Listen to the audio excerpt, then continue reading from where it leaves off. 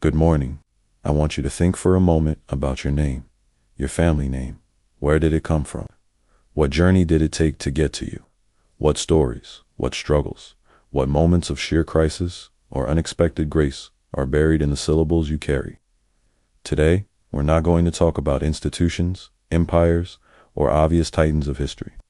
We're going to talk about a family, one messy, complicated, profoundly human family, whose journey from a single tent in the ancient city of Year 2, the courts of Egypt, fundamentally altered the moral and spiritual trajectory of our world.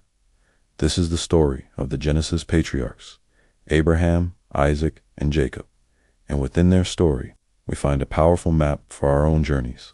It starts with an echo in the soul, a man named Abram, comfortable, settled, in the prosperous city of Ur, and then a voice, a call that makes no logical sense. Go from your country, your people, and your father's household to the land I will show you. Notice, the destination is unclear. The promise is vast. You will be a blessing, but the path is uncharted. This is our first lesson. History is often changed, not by those who have all the answers, but by those who have the courage to embrace a holy uncertainty. Abraham didn't receive a 5-year business plan. He received a promise and a direction. Go. He had to leave the familiar to find his purpose. His altar was built not in a temple, but in the wilderness, wherever he pitched his tent.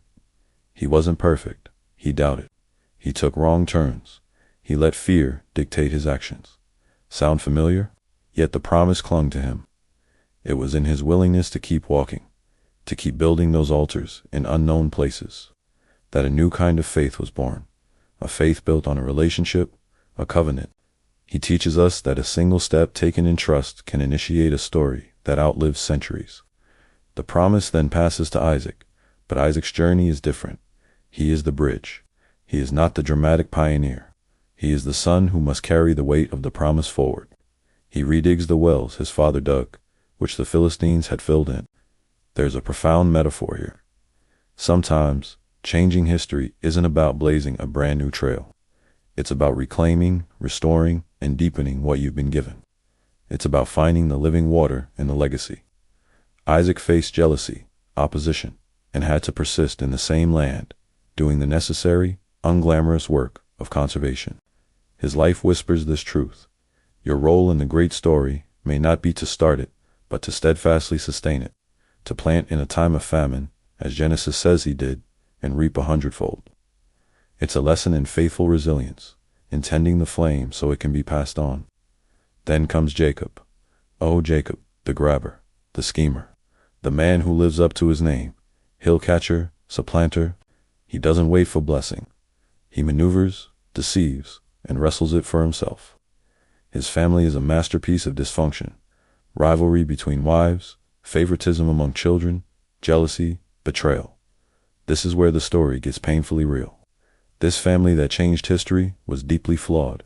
They were liars, cowards, and quarrelsome. And yet the promise persisted.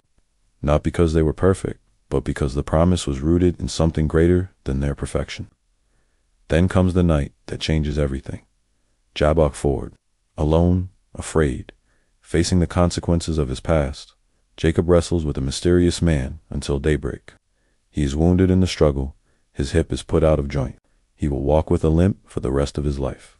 But he refuses to let go until he receives a blessing. And in that struggle, his name, his very identity, is changed. No longer Jacob the deceiver, but Israel, he who struggles with God. Here is the core of it. Our deepest transformation, our true power to impact history, often comes not in our victories, but in our sacred struggles. In the moments we wrestle with our past, our purpose, our God, and we are wounded, but we are also renamed. We are marked by grace. Jacob's limp was his greatest trophy, a permanent reminder that his strength was born in acknowledged weakness. From this transformed man came 12 sons. Those sons became 12 tribes. From one of those tribes, centuries later, would come a promise that would bless all the families of the earth. So, what is the journey of this family? Abraham, the courage of initiative. Leave, begin, trust the promise. Isaac, the courage of continuity. Dig again, sustain, plant in famine. Jacob, The courage of transformation. Wrestle. Be renamed. Carry your scar as a mark of blessing. This family changed history, not because they were a flawless dynasty, but because they were a faithful vessel. The promise flowed through them, often in spite of them. It flowed through their doubts, their failures, their midnight wrestlings. Your family, your life, your journey is part of a larger story. You are carrying a name, a legacy, a promise. Maybe your call is to leave a comfortable yore and venture into the unknown. Maybe your call is to redig the wells of your heritage, to faithfully tend what you've been given. Or maybe you're at your own Jabbok ford, wrestling with your past, your identity, clinging for a blessing in the dark, knowing you'll walk away changed. Wherever you are, know this: the most profound history is not made only on battlefields or in palaces. It is made in the obedient steps of wanderers, the quiet faithfulness of well-diggers, and the transformative struggles of those who dare to wrestle with their destiny. You are part of a chain. You carry a promise. The journey is messy. The path is rarely clear. But you are walking in the footsteps of those who changed the world from a tent, a well, and a riverside struggle. So, build your altar in your unknown place. Redig the well that's been filled in, and don't be afraid to wrestle through the night. Your new name and your piece of the story may be waiting with the dawn.